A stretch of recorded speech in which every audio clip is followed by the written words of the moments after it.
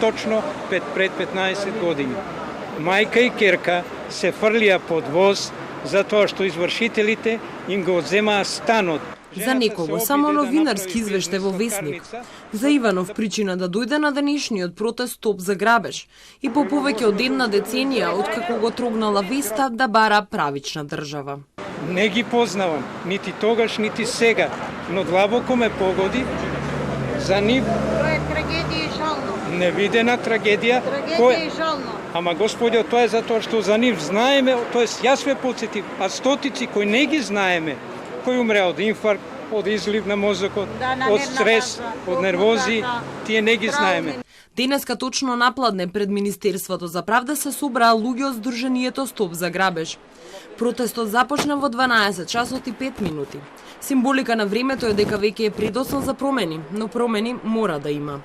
Пред Министерството уште еднаш побараа извршителите да се вратат во рамките на судот.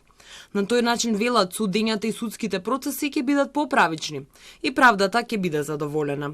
Појаснија дека секој ден се јавуваат луѓе кои се заглавени во долгови, до 30 пати поголеми од сумата која должат и треба да ја платат.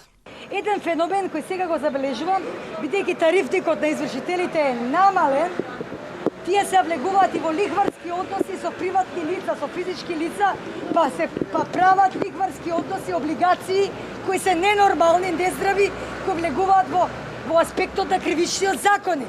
Тие бара и ветинг на судиите и измена на законот за суди и обвинители.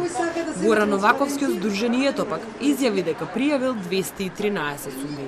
Барам јавно да се закаже седница на Републички судски совет и да се расправа по мојата представка, бидејќи сакам да биде запознаена целата јавност. Врз основа на мојата представка